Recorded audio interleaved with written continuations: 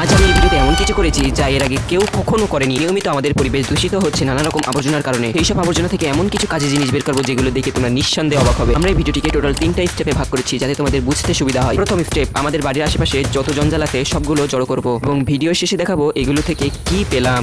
দ্বিতীয় স্টেপ, আমরা একটি মন্দির এবং বিভিন্ন অলিগলি থেকে এমন সব আবর্জনা জড়ো করবো যেগুলো থেকে আমরা কিছু এক্সপেরিমেন্ট বা কাজের জিনিস খুঁজে পাই। এই কাজটি করতে গিয়ে আমার এত সমস্যার মুখোমুখি হতে হয়েছে যা তোমরা কল্পনাও করেছো কোনো সময়। পা কাটা থেকে আঘাত পাওয়া সব সমস্যার মুখোমুখি হতে হয়েছে এই ভিডিওটি তৈরি করতে গিয়ে। তো এই ভিডিওটি মেলা ইন্টারেস্টিং হতে চলেছে, স্কিপ না করে ফুল ভিডিওটি দেখতে।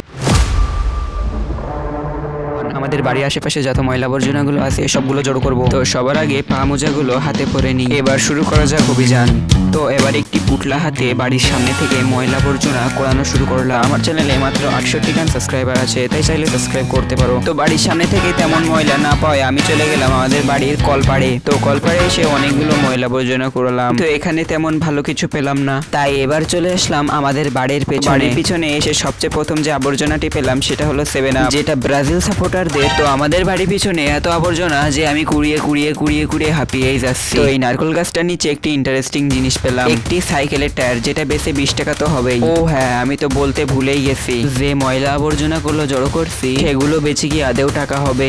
যাই হোক, বাড়ির পিছন থেকে অনেকগুলো ময়লা আবর্জনা পেলাম। তো আমি বাড়ির পিছন থেকে অনেক ইন্টারেস্টিং জিনিস পেয়েছি।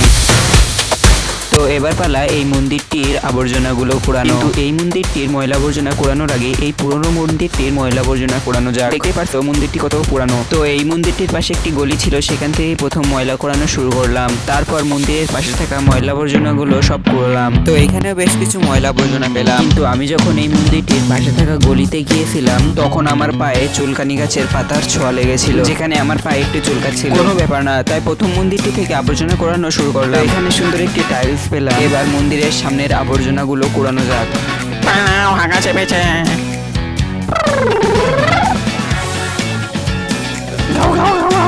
তো এবার মন্দিরের সামনে থেকে আবর্জনাগুলো কুড়িয়ে চলে গেলাম একটি গলিতে। গলিটি দেখতে পাচ্ছ অনেক সুন্দর। আমি এই প্রথমবার দেখছি একটি ময়লা আবর্জনার গলি এত সুন্দর। যাই হোক, এখান থেকে অনেক ময়লা আবর্জনাও পেলাম। এখানে একটি দামি শ্যাম্পুর বোতলও পেলাম, যেটার দাম 890 টাকা। তারপর এই সুন্দর গলিটি থেকে ময়লা আবর্জনা কুড়ানোর পর আমি যখন গলি থেকে বাইরে বেরিয়ে আসছিলাম তখন আমার পায়ে যেন কেমন একটা কিছু ফুটলো। বাড়ি এসে দেখি পা থেকে অনেক রক্ত বেরোচ্ছে। এরপর আমার জুতোয় দেখি একটি পেরেক পুঁতে রয়েছে, মানে পেরেকের কারণে আমার পা থেকে এমন রক্ত বেরোচ্ছে। যাই হোক, এটা হচ্ছে মন্দির থেকে কুড়ানো আবর্জনা আর এটা হচ্ছে বাড়ি থেকে করানো আবর্জনা। তো এইসব আবর্জনা থেকে এইগুলোই কাজের জিনিস পেয়েছি, যার মধ্যে একটি হোল্ডার, একটি মাটি খোঁড়া কোদালের ভাঙা অংশ, একটি ভাঙা খেলনা গাড়ি এবং একটি মাছের ডিজাইন করা ব্যাংক। আর বাকি কাজের জিনিসগুলো হচ্ছে এইগুলো, যার মধ্যে রয়েছে একটি বাটি, একটি টাইলস এবং একটি 7 আপের বোতল, একটি স্প্রে মেশিন, মুরগিদের খেতে দেওয়ার জন্য একটি বাটি।